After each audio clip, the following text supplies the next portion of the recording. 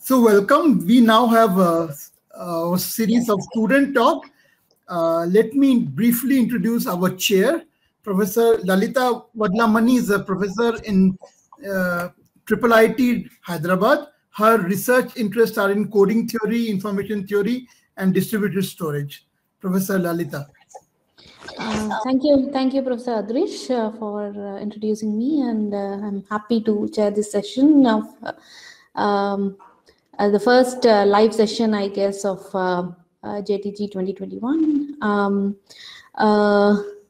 So to introduce our speaker, we have Varun with us. Varun is awaiting to defend his PhD thesis from TFR, where his advisor is Professor Vinod Prabhakaran. He's currently a postdoctoral researcher at Technion Israel, hosted by Professor Ishai and Professor Kushilevitz. His areas of interest include secure multi-party communication, applications of information theory in security and privacy, and cryptography in general. So just let me just brief about the session itself. It is going to be a 20-minute talk followed by a 5-minute question answer session. Okay. Thanks, and let's welcome Varun. The floor is yours. Thank you, Lalita. I think I'll start by sharing my screen. Visible now. Thank you, everyone, for joining this talk. My name is Varun Narayanan, and this talk is about computationally secure computation of computation from one-way noisy communication. This is a joint work with Shweta Agrawal, Yuval Ishai, Eyal Kushilevitz, Manoj Prabhakaran, Vinod Prabhakaran, and Alon Rosen, and I am Varun Narayanan. Let me begin with a quote by Crepeau and Killian. It says, "From the cryptographer's point of view, an ideal communication line is a sterile, cryptographically uninteresting entity. Noise, on the other hand, breeds disorder, uncertainty, and confusion. Thus, it is a cryptographer's natural ally." In this talk, we discuss the use of noisy channels in facilitating secure two-party computation. Before proceeding any further, let me briefly describe secure two-party computation. There are two parties, Alice and Bob, with inputs X and Y respectively, and they want to compute potentially randomized functions f sub A of xy and f sub B of xy respectively. The objective of secure two-party computation is to build communication protocols to compute these functions without revealing their inputs and outputs to each other. In the protocol, Alice sends and receives messages. This, along with her input, constitutes her view in the protocol. We require that Alice's view must not reveal anything about Bob's input and output, in addition to what is revealed by her own input and output. This is arguably a difficult task. As suggested by the quote, when Alice and Bob are talking over a clear channel, secure computation is impossible, except for a small family of functions.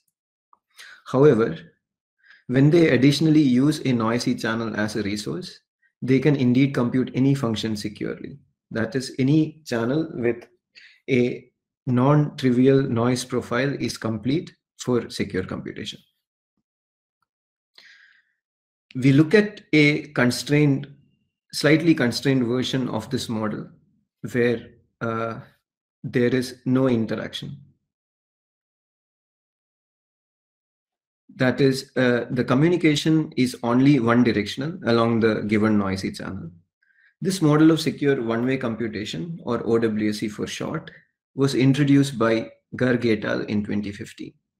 Due to the one-directionality of communication, we can only expect to compute sender-receiver functionalities that take an input A from the sender and provide an output f of A to the receiver. Hence, such a functionality can itself be thought of as a channel, and OWSC can be thought of as a way of securely implementing a given channel using the channel at hand. The protocol for one-way secure computation has a simple structure. The sender encodes the input, say A, using an encoder ENC, and sends it to the receiver, possibly making multiple uses of the given channel.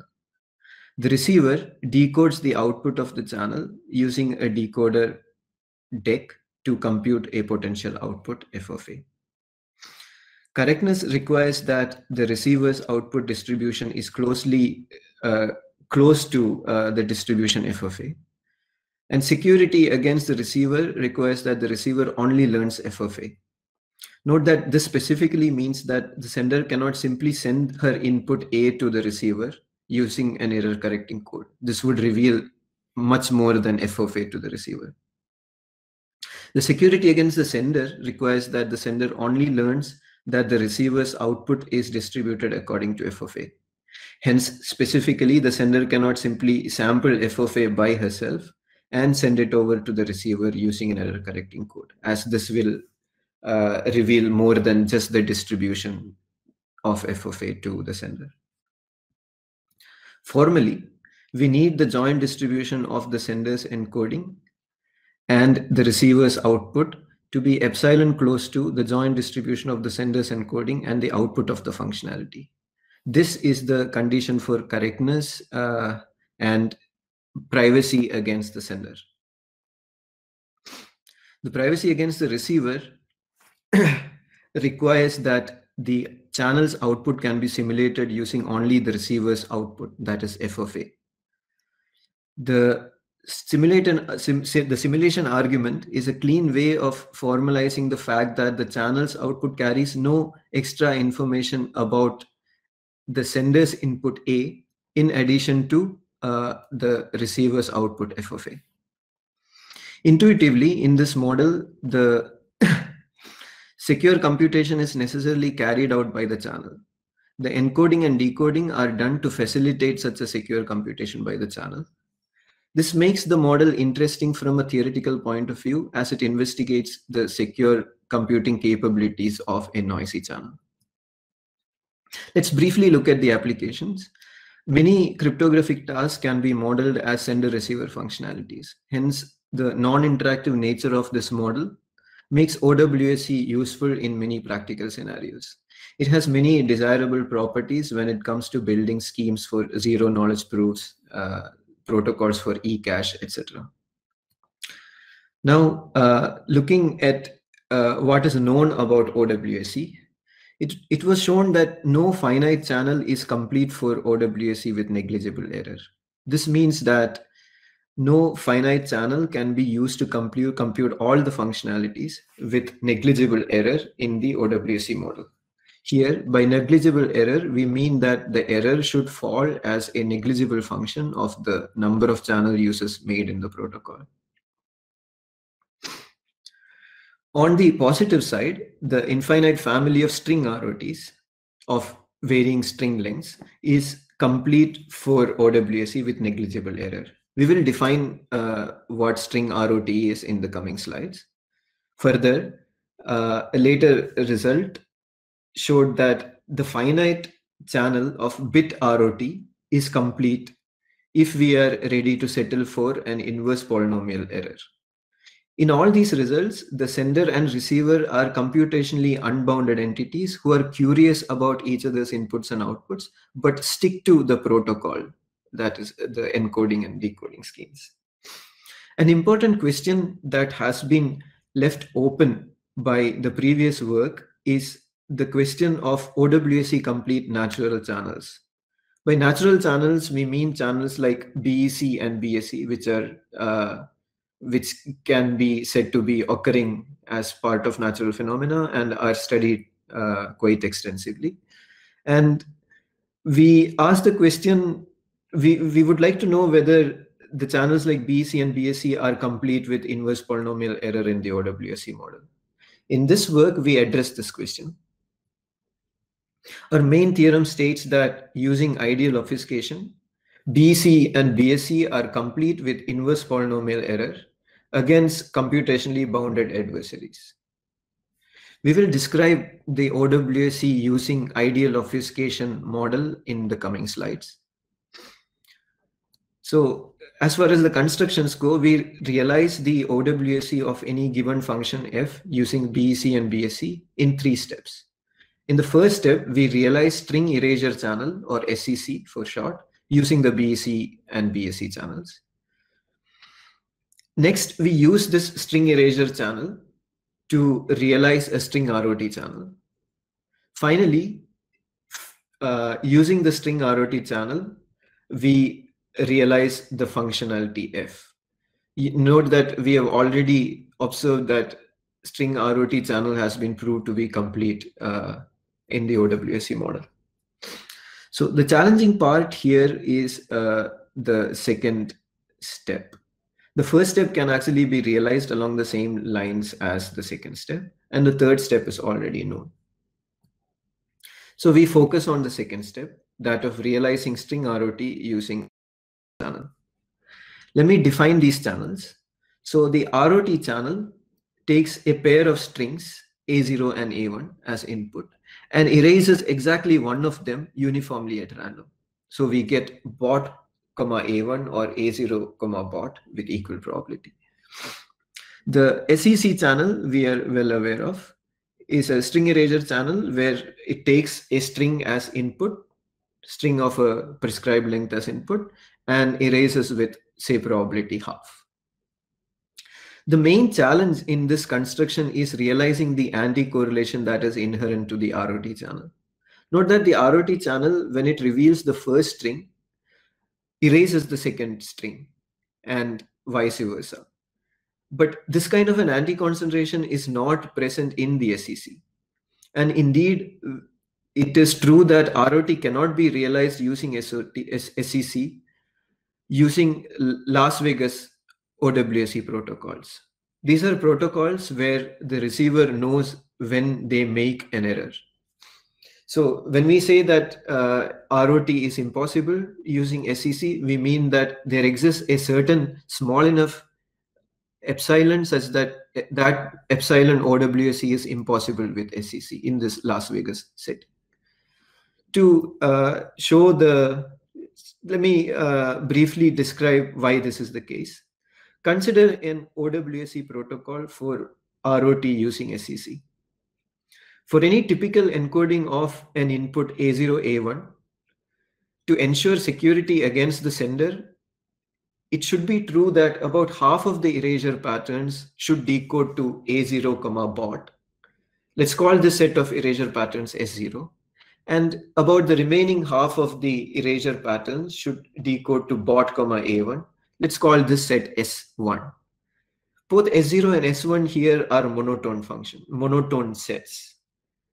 And as a result, by the Kleitman-Harris inequality, we can argue that the probability of S0 intersection S1 is about 1/4, or the volume of the set is about 1/4. As a result of this, the receiver can actually simultaneously decode A0 and A1 with a substantial probability.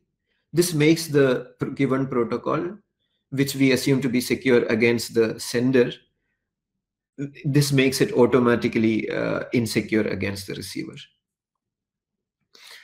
But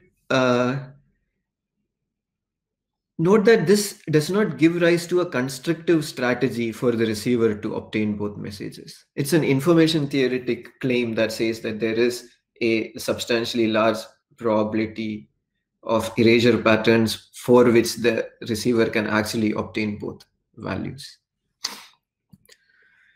Now, let us see what a constructive attack of the receiver looks like.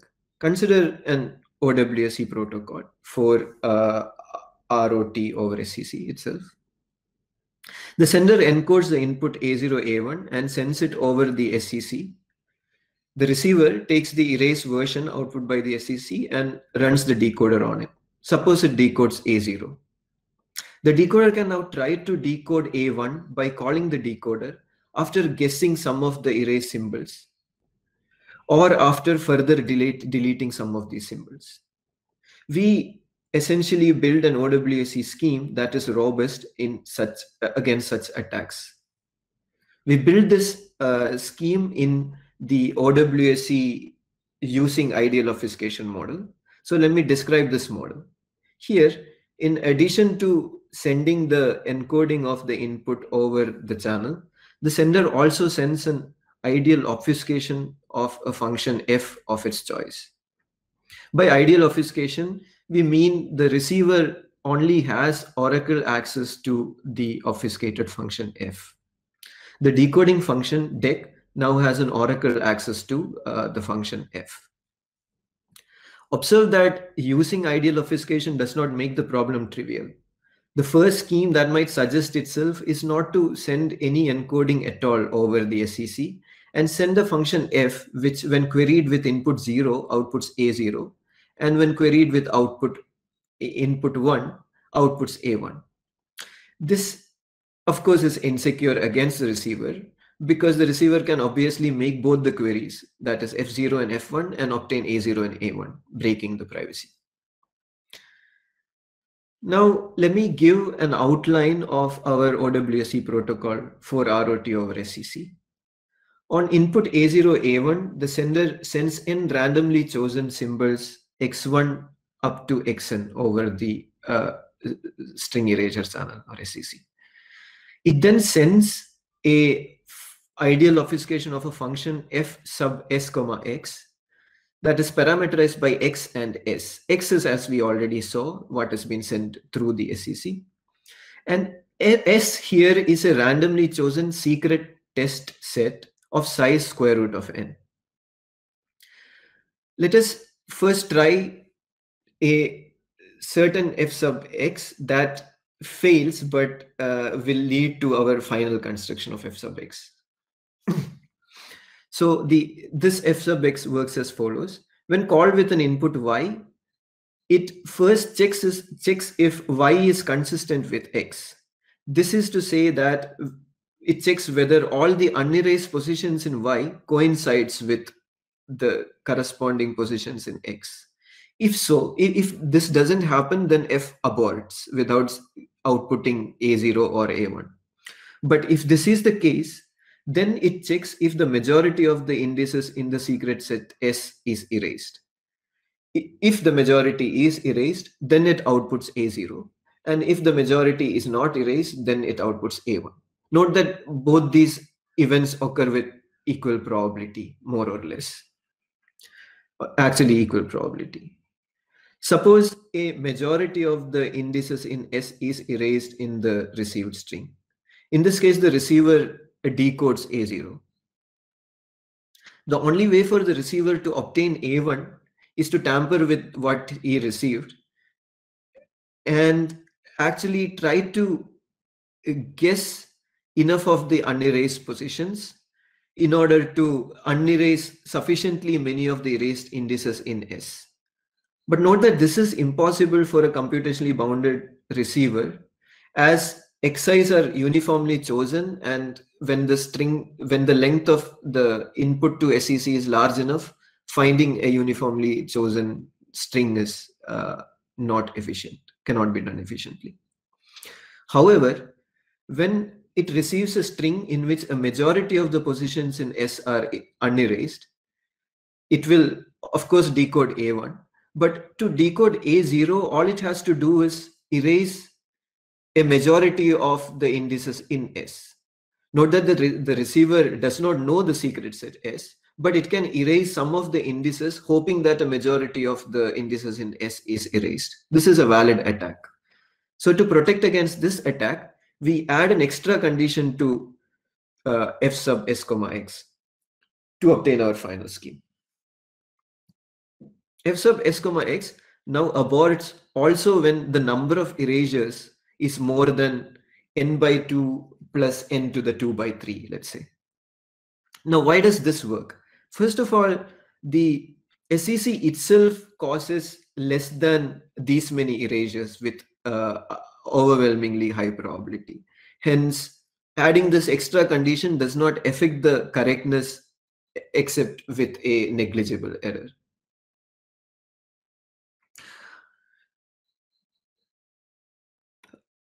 However, by an anti-concentration bound, when a majority of the indices in S is unerased, it is going to be a slightly substantial majority with all but an inverse polynomial probability. This is because of the anti-concentration bound.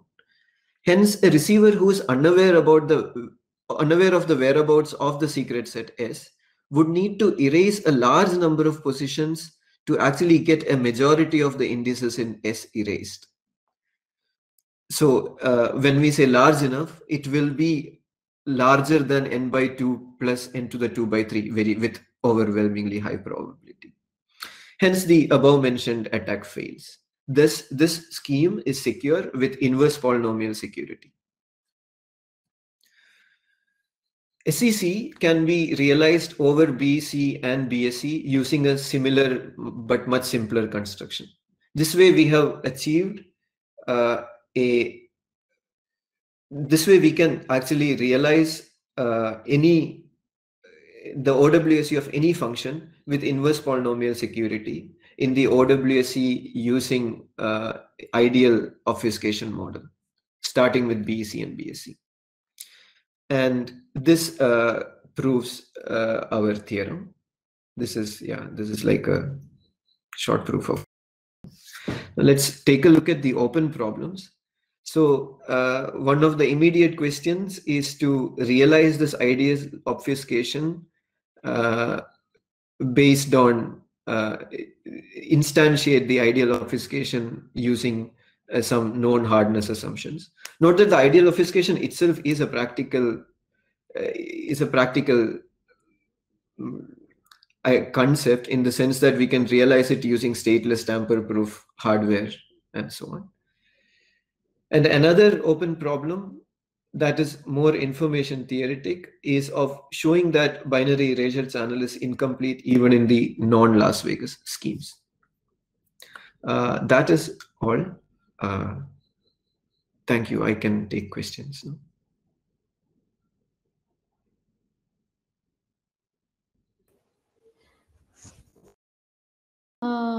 I mean, if anyone has questions, they can type in the question and answer box, and I will read out.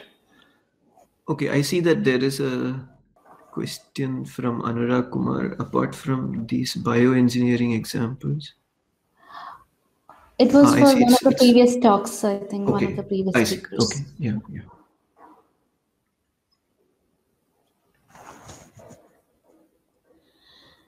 So, like I said, I mean, BSE and BEC, both of, okay, so regarding the information theory has been left open, that is mentioned in the last slide.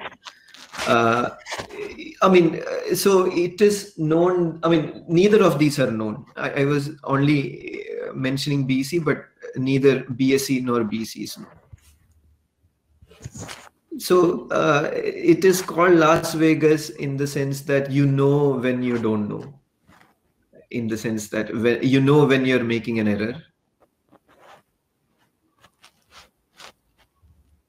So when you give an output, so so when you give an output, so you can either claim that you don't know the answer, otherwise, and when you claim an answer, it is correct. So in the Las Vegas protocol also, Las Vegas algorithms also, you'll keep running for a certain amount of time, and you know when you hit a right answer. And sometimes you might not even hit a right answer, in which case you will say abort after a certain amount of time.